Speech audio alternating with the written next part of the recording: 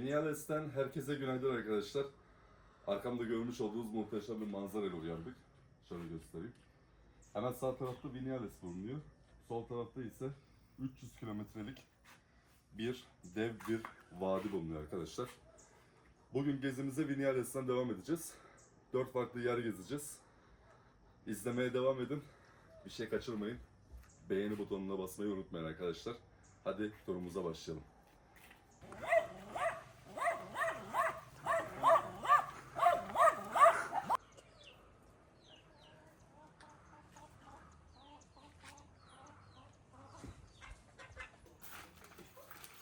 Vinyales Vadisi'nde pro yapımı için burada bir eve geldik.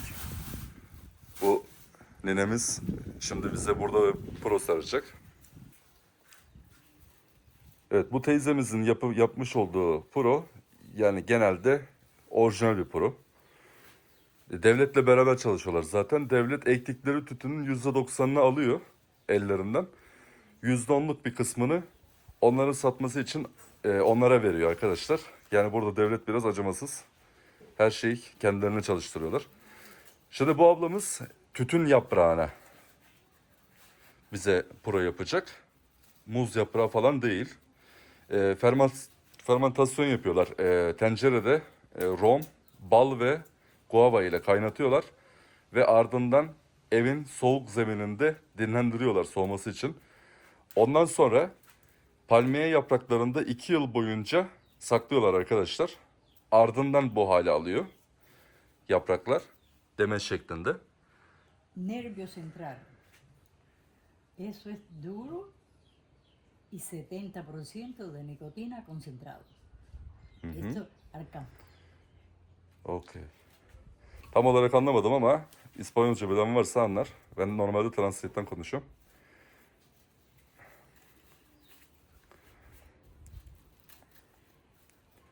Ya bu normal orijinal bildiğiniz tütün yaprağı arkadaşlar. Bu hazırlama kısmı biraz önemli. Siz de izlemek isteyeceğinizden eminim. Burada sevimli bir köpek var. Hemen onu göstereyim 2 dakika. Hop. Geldi yine ayağımı yalamaya başladı. Atla bakayım. Aslanım benim. Hadi bakayım.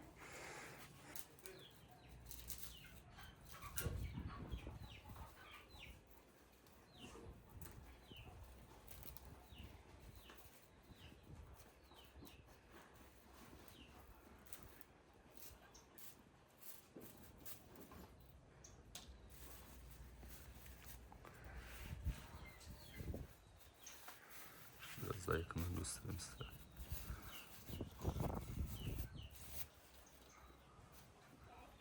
Teyzemizin ağzında da para var.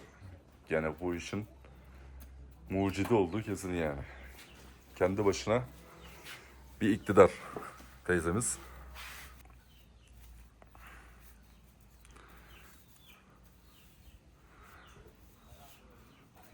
Yaprakların kaynatış şekli hoşuma gitti. Yani meyve, bal ve romla kaynatılıyor. Onu da görmek isterdim ama öyle bir fırsatımız olmayacak büyük bir ihtimal.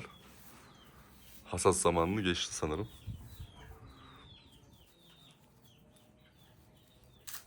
Evet.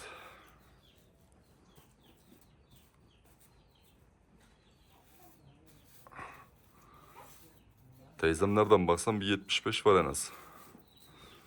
Ama görüyorsunuz ki hala ağzında pro.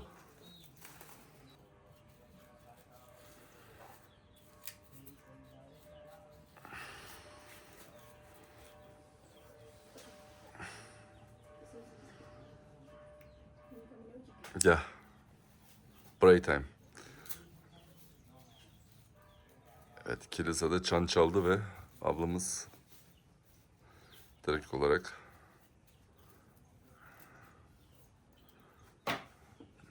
ufak bir duasını etti.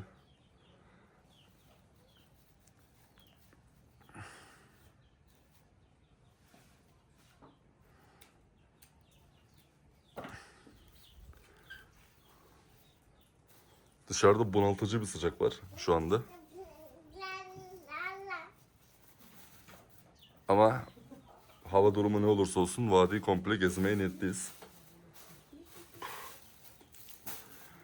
elimizden geldiği kadar hem kendimiz göreceğiz hem de size göstermeye çalışacağız.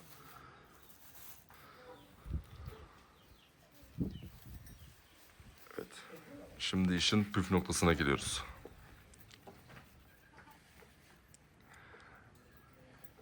Eğer bu kısmın uzun olduğunu düşünen varsa hızlı hızlı geçebilir. Ben sadece tüm ayrıntısıyla izlemek isteyenler için çekiyorum bunu. Burayı hızlı da geçebilirsiniz.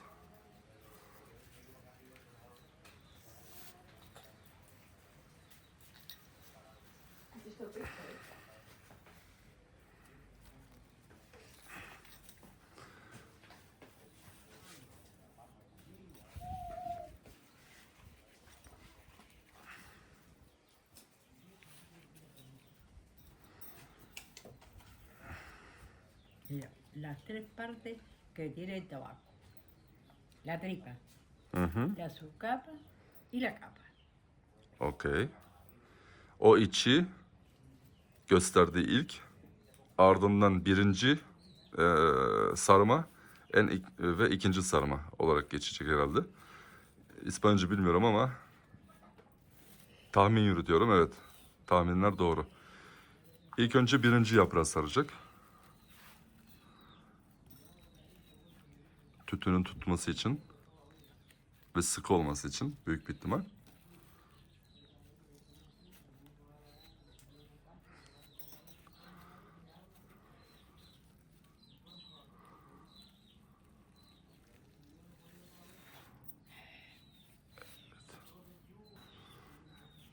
Ve ardından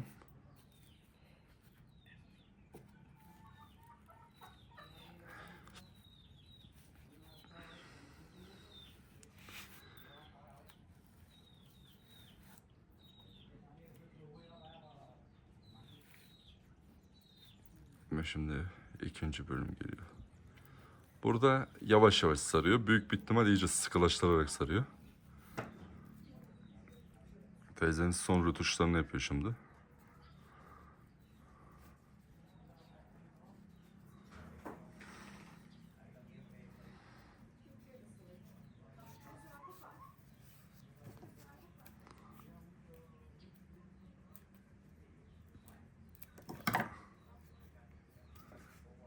Ve puromuz hazır arkadaşlar.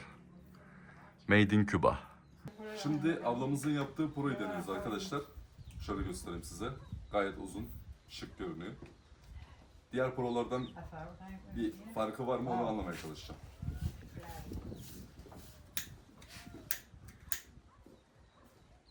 Por la del tema problema. Eso no es nada. Que bueno. Vuelve más. Mira. Evet. Ajá.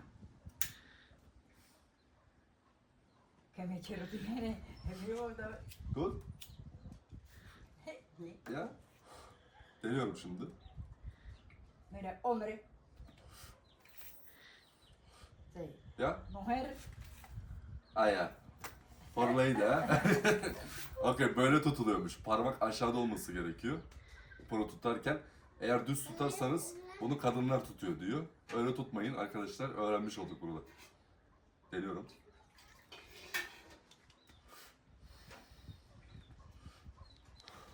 Çok hafif. Gerçekten çok hafif. Bayağı bir hafif yani.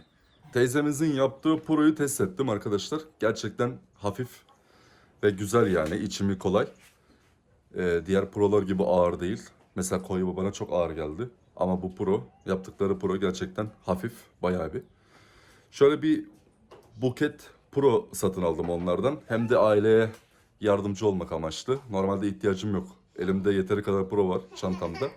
Fakat onlara yardım etmek amaçlı şöyle bir 10 adet puro satın aldım. Bunun maliyeti 30 euro arkadaşlar. Yani baktığınızda bu kadar puroya orijinal tütün cüzi bir miktar. Yani bu fiyata sadece bir tane alabiliyorsunuz devletten puro. Buraya geldiğinizde böyle turistik alanlarda verilen eğitimleri değil de böyle bu alanda yaşayan böyle yaşlı çiftlerin olduğu evlere gelirseniz hem onlara yardımcı olmuş olursunuz hem de Onlar bu işin erbabı. Gerçekten. Bu proları aldım. Umarım onlara da yardımcı olmuşuzdur. Buradaki turumuzu bitirmiş olalım. Ve şimdi diğer bölüme geçelim arkadaşlar.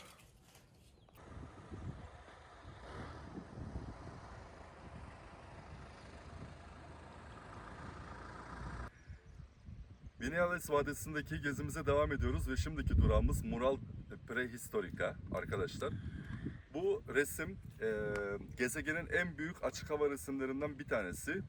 Zamanında yanlış hatırlamıyorsam 1950'lerde Meksikalı bir öğretmenin, yani resim öğretmeninin öğrencisi tarafından yapılmış. Ve Küba'da insan ve hayvanların yaşam evresini anlatıyor arkadaşlar. Evrimini anlatıyor resim. Burayı ziyaret edeceğiz. Umarım iyi anlatabilmişimdir. Burayı ziyaret edeceğiz. Resmi yakından inceleyeceğiz beraber. Ve ardından gezimize devam edeceğiz. Hadi turumuza başlayalım. Şimdi resmimizin dibine kadar geldik. Ve sol tarafta salyangoz. Yanlış görmüyorsam evet, salyangoz resmi olabilir. Veya yılan mı? Tam olarak bilmiyorum. Şöyle biraz daha yakınlaştırayım sizler için. Ardından dinozorlar daha doğrusu. Ve ardından şurada 3 tane de insan resmi var. Kadın, erkek ve çocuktan oluşan. Gerçekten çok büyük bir resim. Şimdi bunun önünde birkaç fotoğraf çekileceğiz ve yolculuğumuza devam edeceğiz. Resmin etrafında ise burada bir işletme var. Güzel bir fikir. Ve burada da arkadaşımız var. Amigos.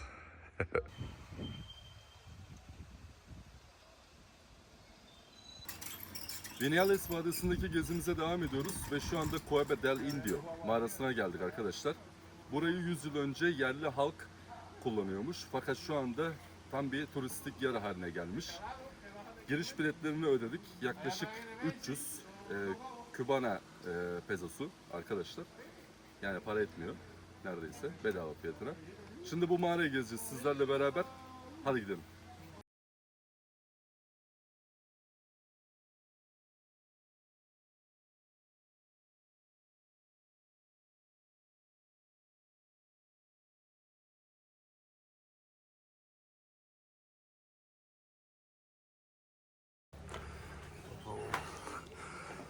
Evet, mağaramıza giriş yapıyoruz. Evet, ve başlıyoruz.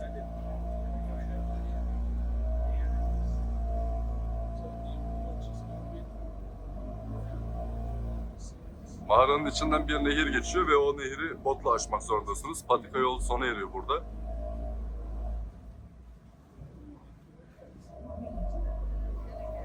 Kaya... Se llama San Vicente y tiene entre 2 y 6 metros de profundidad.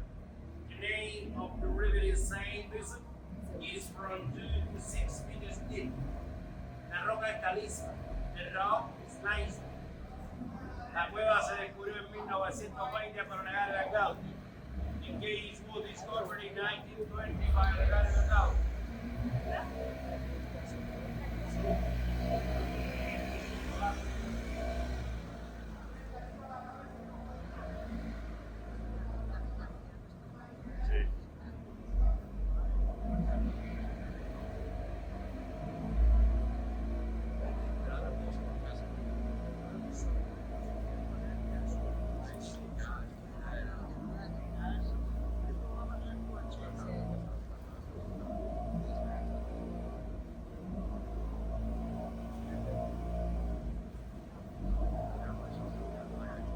Vigila il capo.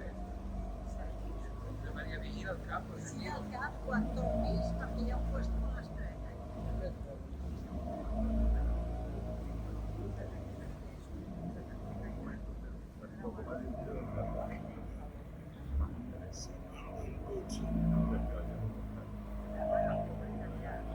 A partir de que 1 kilómetro más de cueva sin electricidad y estrecho. From here, the gate continues to 1 more kilometer that is sunlight and too narrow. Sì, quando Burada yukarı doğru çıkan merdivenler var. Fakat burada durmayacağız. Ahora se sepan arriba, ya usando la imaginación, se asemeja a las hojas de tabaco secando en las casas de secano. Look up, using your imagination, it looks like tobacco leaves drying beside the tobacco dry house. Yeah.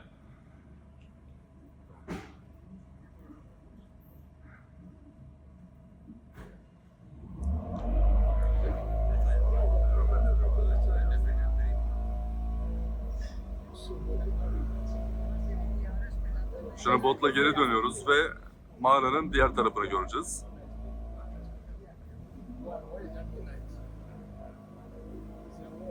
Frente a la izquierda, el nivel máximo de río Musiclón. In front to the left is the highest level of the river in the rainy season.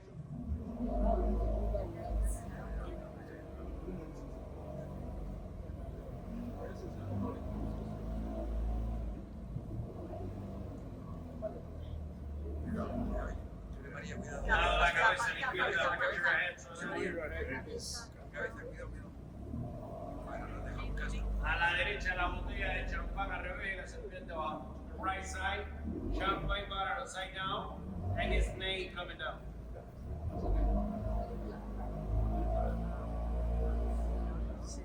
Frente arriba el fish, up there in front of fish.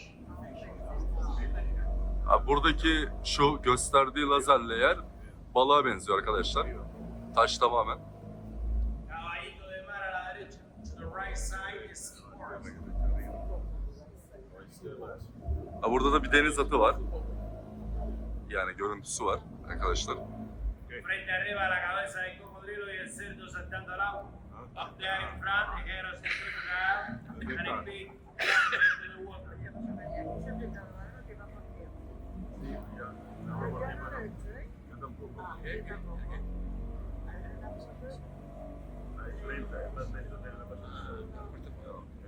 A frente por la izquierda la cara del indio de perfil.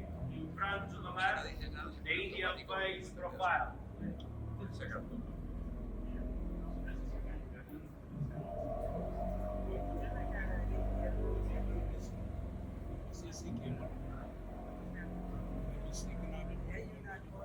Evet, burada bizim gibi bekleyen yüzlerce turist arkadaş var ve mağaranın diğer tarafına geçiyoruz şu anda.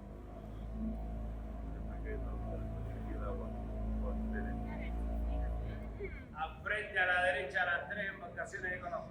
Front to the right side, the Christopher Columbus Bridge ships. Niña Pinta de Santa María.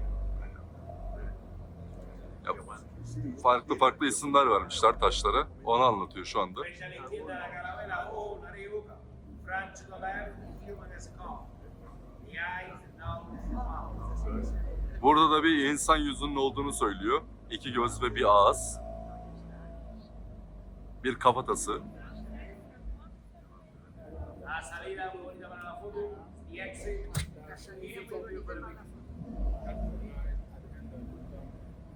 Mağarada botla gezmek gerçekten eğlenceli. Bueno, hasta aquí el paseo del like, ahora continúa acá, como siempre, las damas primero. Here, finish the three boat, now continue swimming. Ladies first,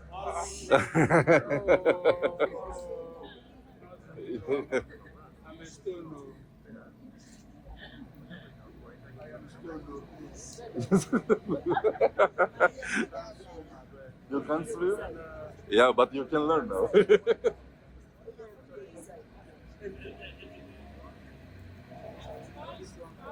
It's just 6 meters. No? Okay.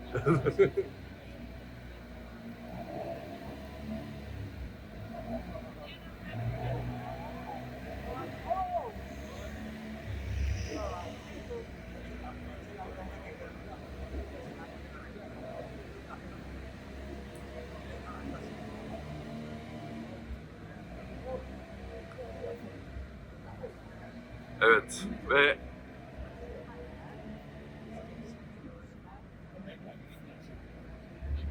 gerçekten çok güzel bir görüntü arkadaşlar buradan botla birlikte. Hayır.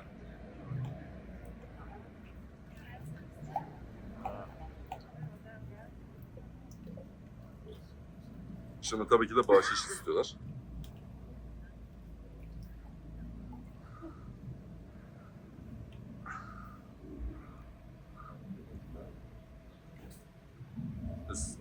Burada bak.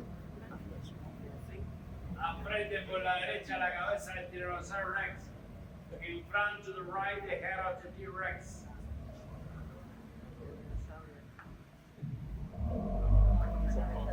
Gerçekten harika. Thank you. Gracias.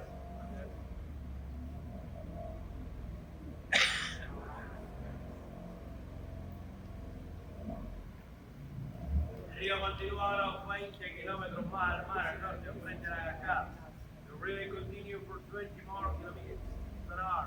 See, from that is a waterfall. Bring that with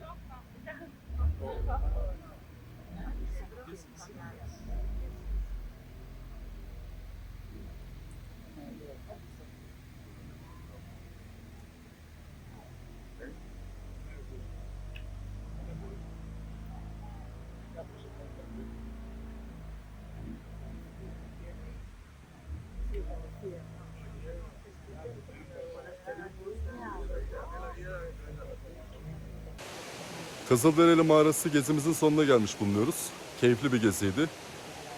Vinyales Vadisi'ne uğrayan herkese bu turu tavsiye ediyorum.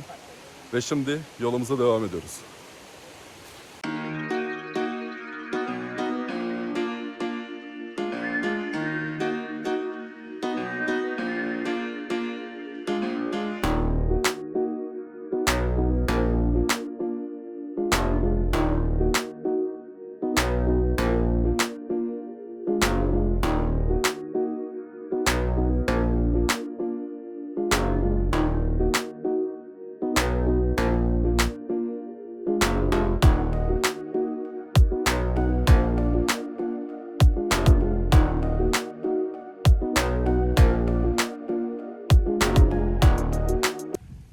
Vinyales Vadisi'nden devam ediyoruz. Tekrardan. Şimdi at binmeye gideceğiz arkadaşlar. Yanımda abimizle beraber. What's your name? Noel. Noel. Noel abimizle beraber at binmeye gideceğiz. Atlar orada bekliyor arkadaşlar. Şimdi Vinyales Vadisi turuna başlıyoruz atlarla. Hadi devam edelim. Şimdi atın üstündeyiz. Arkadaşlar yokuş aşağı indik. Ayıptır söylemesi popoma kadar terledim. Korkudan. Dik bir yokuş aşağıydı. Şimdi normal düz patika yola geldiğimiz için video çekiyorum. Orada video çekmek imkansızdı. Arkamda ustamızla beraber. Vinyales Vadisi gerçekten atla gezilebilecek mükemmel bir yer. Fakat o yokuş aşağı yolu tavsiye etmiyorum kimseye. Bir de ilk defa biniyorum hayatımda ata. Hayatımda ata ilk defa biniyorum. Onun için bayağı bir aksiyon dolu bir yolculuk oldu. Neyse devam ediyoruz şimdi.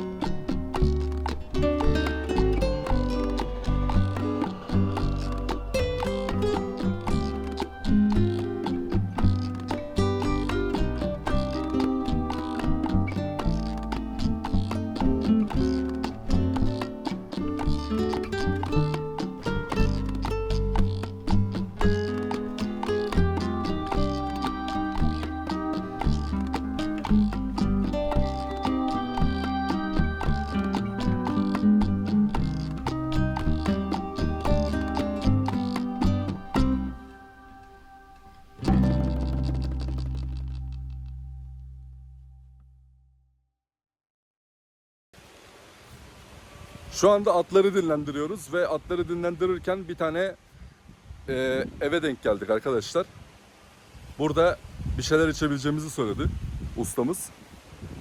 Ve bu eve geldik. Ben bir şeyler içeceğim. Ardından bir iki yine burada puro satın alacağım. Ve at sürüşümüze devam edeceğiz. Takipte kalın. Burada bir domuz arkadaş var, onu da göstereyim size. Burada. Yanıma geldi, uzandı. Şu anda burada sevgi bekliyor. Bir bakalım. Gel bakayım babacığım. Hop. Seni kesecekler mi büyüyünce? He? Senden büyük bir şey mi istiyorlar? Senden. Yat bakayım. Yat. Oh. Oh. Ha bu dişiymiş zaten. Kedi gibi yatıyor bakın.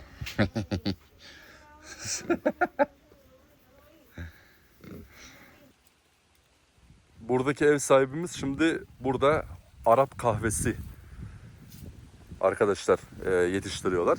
Az bir şey de olsa. Ustamız bunları topluyor ve ardından kurutup hazır hale getiriyor ve burada kahve de satıyor arkadaşlar.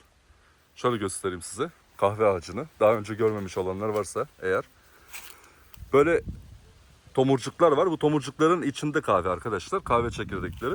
Ve ardından yüksek ısıda yani laylon çadırlı evlerde bunları dinlendiriyorlar kahve çekirdeklerini. Ve kendi kendilerine aromatik bir hal alıyor sıcaktan dolayı. Kuruduktan sonra tamamen ev içerisinde öğütüp kahve haline getiriyorlar. Şöyle daha da yakından göstereyim. Bunlar kahve çekirdekleri arkadaşlar. Kahve tohumları yani. Ve burada da ustamız var. Domuzuyla beraber. Buradaki ağaç ise avokado ağacı arkadaşlar. Tabii şu anda meyvesi yok. Fakat şöyle göstereyim sizlere. Yaprağından belki. Bu avokado ağacı. Ve buradaki de mango ağacı arkadaşlar. Şu anda avokado yok ağaçta çünkü meyve zamanı Ağustos ayı arkadaşlar. Bu da mango ağacı. Mango to August. August. Haziran, Temmuz, Ağustos aylarında. Haziran, Temmuz, Ağustos aylarında meyve veriyormuş. Bu da mango ağacı arkadaşlar. Yaprağını şöyle tam göstereyim. The mango? Flowers, the mango. Aa, bu da şu anda çiçek veren mango ağacı arkadaşlar. Bu da mango çiçekleri. Şöyle yakından göstereyim sizlere. The plant of tobacco. De tabak mı? Bu da arkadaşlar tabako. Do you look? Oh, this is Sigara yani. Arkadaşlar sigara tütünü. Yapraklarını görüyorsunuz. Ve burada da kokonatları asmışlar. tobacco. Aha. Plantage. Plantaj ha. İlginç. İşte pina coladamı aldım bu şekilde. Bu arada Küba'ya uğrarsanız arkadaşlar içeceğiniz en iyi pina coladalar Küba'da diyebilirim şu ana kadar gördüğüm. Mükemmel tatları var. Lezzetli, inanılmaz lezzetli. Nasıl yapıyorlar tam olarak bilmiyorum fakat böyle bir şey yok yani. Öyle söyleyeyim. Mutlaka deneyin. Bir adet puro aldım. Gelmişken yine dediğim gibi eğer destek çıkmak isterseniz bu ailelere bir tane de pina colada aldım. Bunların ikisinin fiyatı 8 euro arkadaşlar. Ben onlara 10 euro bıraktım. Sonuçta 10 euro yani biliyorsunuz bizim için para değil ama onlar en azından kendilerine yiyecek içecek alabilirler. Neyse videomuza devam ediyoruz.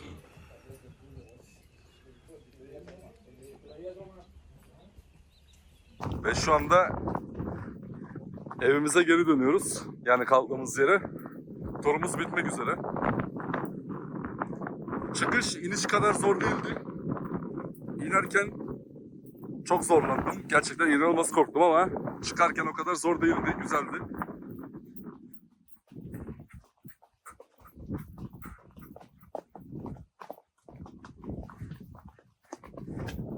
Neredeyse bitti. Dayan oğlum. 120 kilo yani 110 kilo adamı taşıyınca tabii at da biraz yoruldu. Dinlenmesi gerekiyor. Turumuzu bitirdik. Otele geldik. Noel abimize teşekkür ederiz. İsmi Noel bu arada. Ona çok teşekkür ediyoruz. Ve videoyu kaldığımız yerden devam edelim arkadaşlar.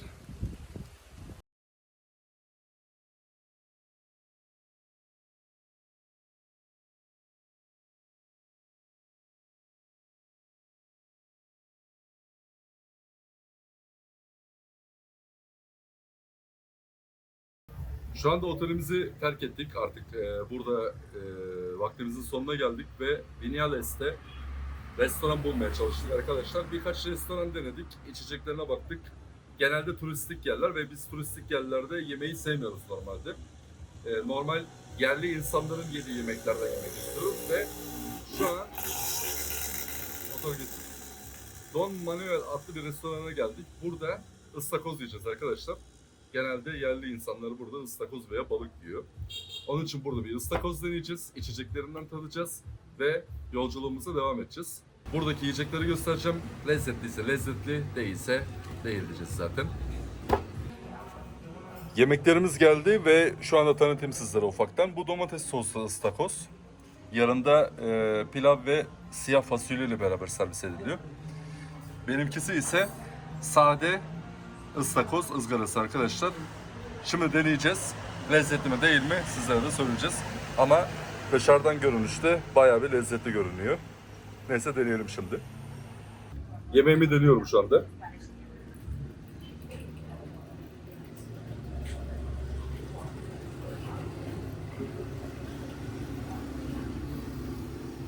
Arkadaşlar ne demek istediğimi anlayacaksınız eğer. Turistik yerlerde kesinlikle yemeyin. Tamamen lokal yerlerde yiyin. İnanılmaz lezzetli. Lezzetli ıstakozlarımızı yedik. Gerçekten harikaydı.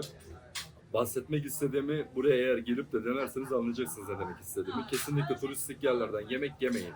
Tatile çıkıyorsanız neresi olursa olsun fark etmez. Her zaman yerli insanların yediği yerden yiyin. Çünkü bu lezzeti o turistik restoranlarda bulamazsınız arkadaşlar. Şu anda Michelana içkisini Michelada. Michelada içkisini sipariş ettim. Bu Bloody Mary'e benziyor. Bloody Mary'e benziyor. Fakat bunun tek bir özelliği bira ile karıştırıyorsunuz arkadaşlar. Şimdi bu içeceği deneyeceğim. Birayı ekliyorum.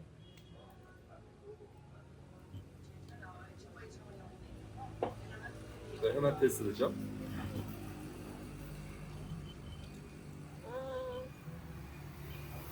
Güzel.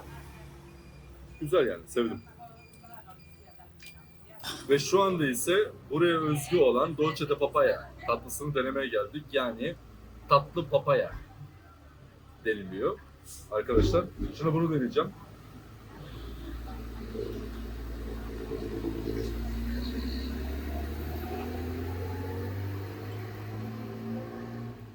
Aynı bizim bal kabağı tatlısı ama bu papaya olan arkadaşlar. Lezzetli, güzel. Bunu tavsiye ediyorum.